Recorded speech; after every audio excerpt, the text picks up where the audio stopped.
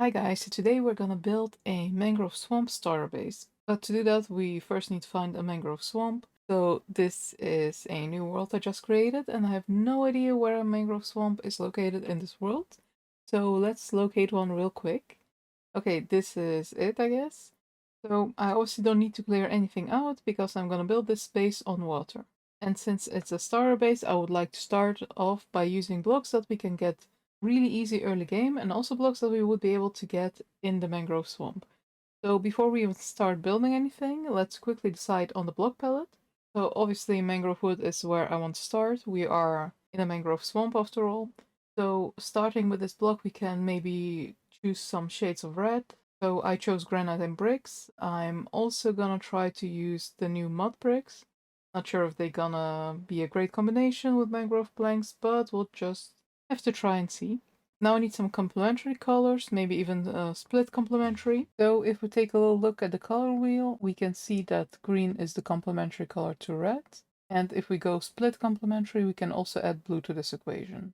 For green, I'm thinking of oxidized copper. Copper is really easy to get early game, so it's perfect for a star base. I kind of want to stay away from the Guardian stuff, so the Prismarine stuff and everything, because it's kind of hard to get early game. I am still thinking of a split complementary block palette, so just in case we need a blue block. And in this case, I went for lapis because it really pairs nicely with strip mangrove wood.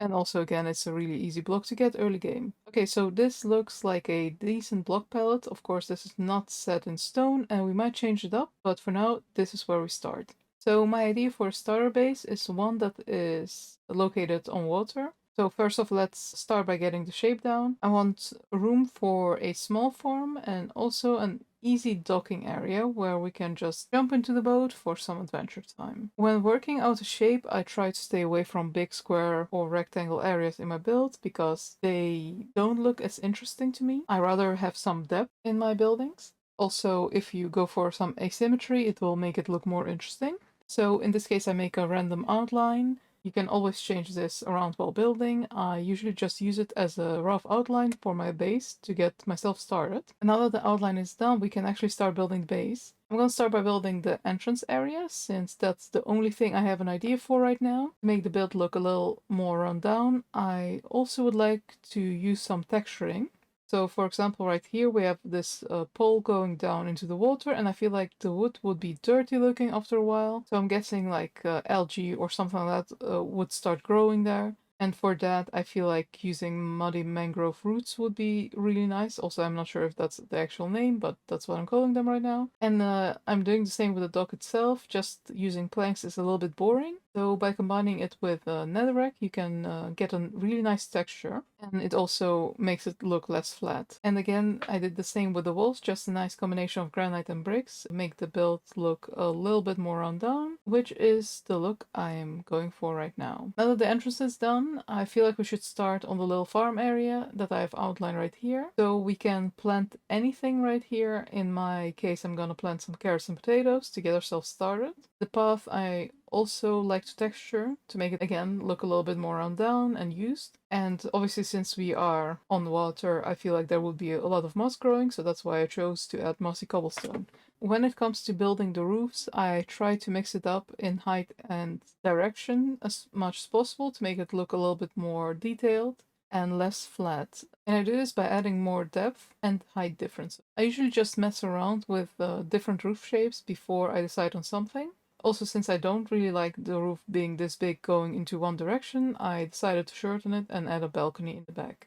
This is actually going to be perfect for when you have an elytra, because you can just fly out or enter the base through the balcony. Now that we have the roof in place, we can start by filling in the walls. So I just fill them in completely at first. Later on I can decide if I need to add an extra window somewhere. But for now, we are just trying to fill in the shape. And now that the outside is finished, we can start on the interior. I personally don't like it when the inside walls are the same as outside, so I like to add an extra layer of blocks. I'm going to keep the interior free of texturing since it's going to be quite busy in here already. So I have decided on two things for now. First off, I want a bedroom on the top floor. Secondly, I want the sorting system to be close to the farm, so I can drop off the harvest in the chest more easily. I will start with a little hallway and then a simple stair going up, something like this. And now let's fill in the rest of the walls so we can get an idea of space we are left with. So usually I would go for chests when it comes to big solar systems. Actually double chests to be exact. But since this is a starter base, I actually want to go for barrels. Not only do they look a lot neater, but they're also a lot cheaper to craft. And while we're at it, I also want to place them with the backside to the front. I like the design on the back a lot better than the front part of the barrel. Also, I decided to use item frames instead of signs, even though it can be sometimes a little bit annoying if you misclick and click on the item frame by accident. But if you just click on the edge of the barrel, you should be all good. On this side, I'll put in an enchantment setup. To be honest, I never use an enchanter early game or actually ever in Minecraft. So I'm not sure if this is the right amount of books, but I'm pretty sure this should be enough. And if not, you can just add more. So to make it easier on ourselves, I'm gonna hide a barrel in the floor to keep the lapis and maybe some books ready to go. So if you place the barrel upside down, you really barely can notice it in the floor. And the next thing any starter base needs is a super smelter.